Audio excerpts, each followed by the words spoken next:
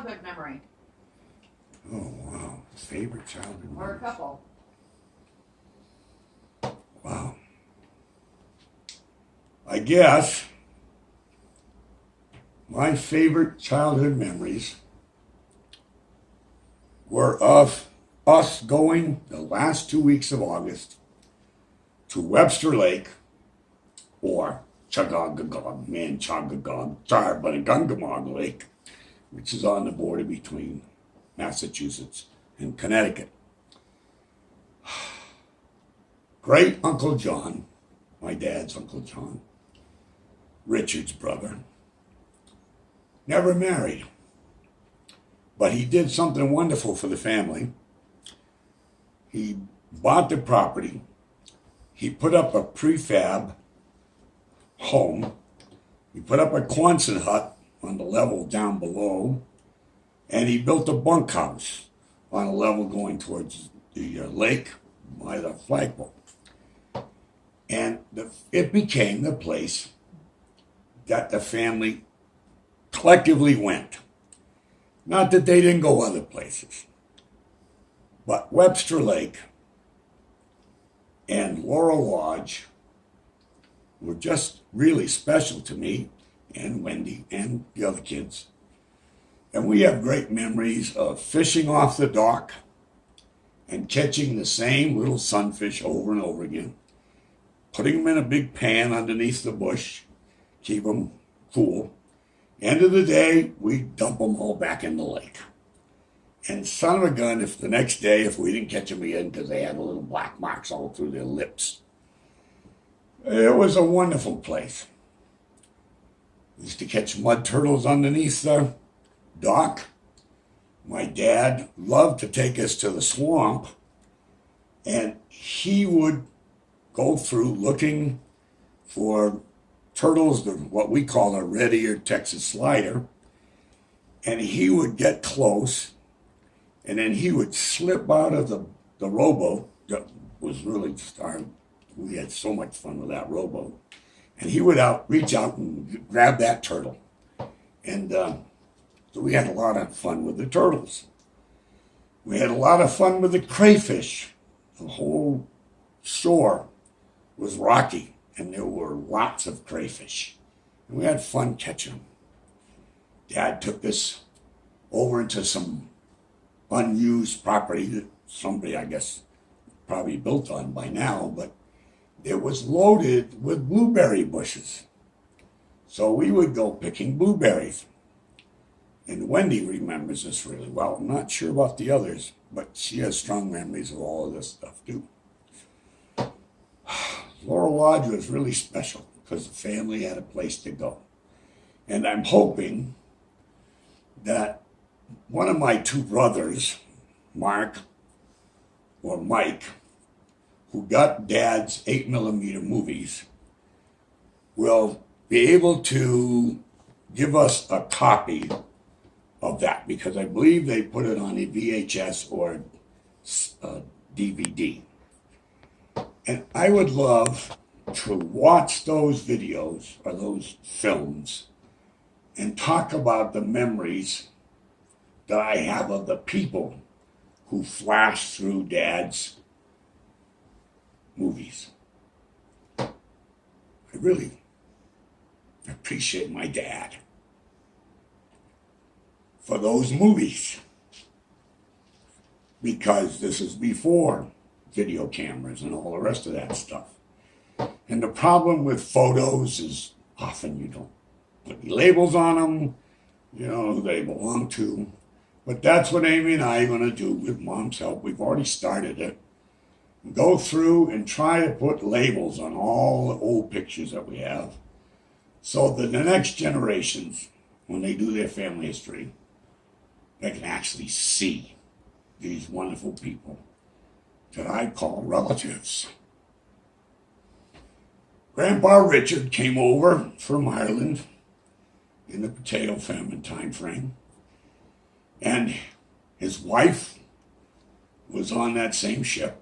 We have the documents that show. And they settled in the outskirts of Boston, and they had a fairly large family there. Richard, John, a couple of three sisters, and all of that, I think all of them are buried in the Pine Grove Cemetery in Hubbardston. And that's where the family moved after Boston. Richard did a lot of masonry work. They had a farm in Hubbardston. They raised chickens, all that kind of fun stuff. And then they moved into the city, and they got 70 Mason Street. I don't know how they could afford it, but I guess they saved their pennies, and they were able to buy 70 Mason, which is where I grew up. And pretty much the rest of the family grew up at 70 Mason. Now, there were tons of other relatives in the area. The Sinclairs. My grandma's sister, Maud. No, Maud is mine. I forget the name of the... Anyway, she played piano, and she was Nancy Sinclair's mom. And they used to get together all the time. And Dad used to talk about Nancy coming to visit. And he loved her, but I guess sometimes she's a little bit more than he could handle. So he would go in the bathroom, go out the window, and disappear till he was ready to have another dose of Nancy. Nancy's a wonderful lady. I met her. She's very nice. Dad went to school at Classical High School. I went to school at South High School. And I suspect that both of them are gone, totally leveled. I know South High is. They were old buildings. They had wooden floors that creaked. And lots of linseed oil to try and keep the wood from splitting. We used to walk to school, no kidding. Walked to Abbott Street, grammar school. Went there sixth grade. Went to Chandler Junior High, which is followed Chandler Road out towards Catholic Square. And did 2-3 years there. And then I went to South. But it was pretty much Shanks Mare. We didn't have a car for the longest time. Didn't have enough money. Dad worked for A&P. Didn't make a ton of money. And that really frosted Mom, that Dad didn't seem to have enough drive. And he just didn't want to go for managerial, etc. He just didn't want it. And he liked the A&P. He liked the grocery business. He liked knowing all the people who came and went. He delivered groceries, all the rest. He's a good guy. I'm sorry that their marriage didn't last.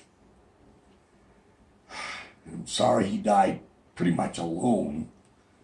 I was about the only one that was staying in fairly regular contact. I know some of the other kids did periodically, but he was a lonely, lonely man. I asked him, Dad, there's a lot of wonderful women. Why don't you date someone and get married again? And he said he just couldn't bring himself to do it. He loved Virginia Marshall, and that was it. And nobody else was going to cut it. Now, I don't know what's going to happen in the hereafter, but I know she and Addison were excommunicated from the church for all the things they did. And I love my half-brothers and sisters, but their dad is Addison. And it's very obvious, you look at the pictures, that they don't look like Matthew, Mark, and John. They look like Addison. But I love them. They're wonderful people. I visit them. I love them. And all I know is family is complicated and sometimes very messy. But it doesn't matter. They're family and you love them. And that's what family history is all about. Dad had a lot of family that lived in Worcester besides Grandpa Richard and Grandma Maud and Nancy Sinclair's folks.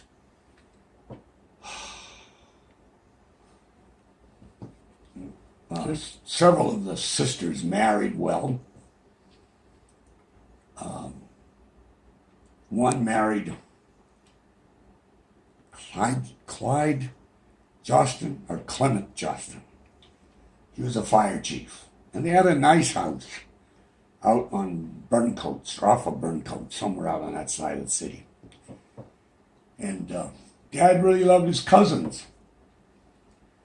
He had 2 girl cousins, and he had at least 3 male cousins, the Burlingame side of the family. And his favorite cousin, we lost fairly early to a massive heart attack. He worked for the post office, but he was Dad's favorite buddy. Another big guy. He had a barrel chest like my dad. And they loved working with Uncle John, and later Uncle Robert, and Bobby too, I suspect. But they would go down and they would set up Laurel Lodge every year, and the family would go through the months, but ours were always the last 2 before school. So we really hated to see Labor Day come round because we knew it was over and we would have to go back to school. But we loved our time at Laurel Lodge. And we have a lot of good memories of Uncle John's camp. And Uncle John, when he died, left my dad a 4-door, I think it was a 55, red and black Plymouth. And because Dad didn't drive, which I always thought was interesting because he was in the Army and thought that he learned to drive, but I guess not. But maybe because Dad was Signal Corps, and then later at the end during the shutdown over in Europe, because Dad went in late. I mean, they didn't take him because they said he had flat feet. And they said later, your feet are no flatter than a whole bunch of other guys. But they took him over to Europe to help bring home the troops after the war was won. So I'm very grateful my dad never heard a shot fired in anger. And he had great memories of going down to southern France.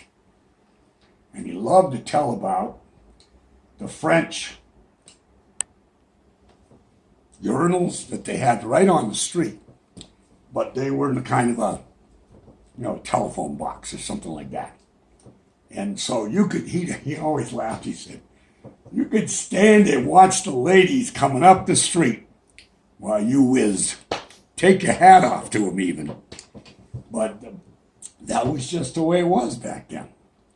Of course, not very sanitary. Probably got a little stinky. But Dad loved to tell about going down to the Med and how you had to be careful not to get stung by the man-of-war jellyfish. I think he said he got stung at least once, and it was not nice. Other memories. Oh my God. Okay.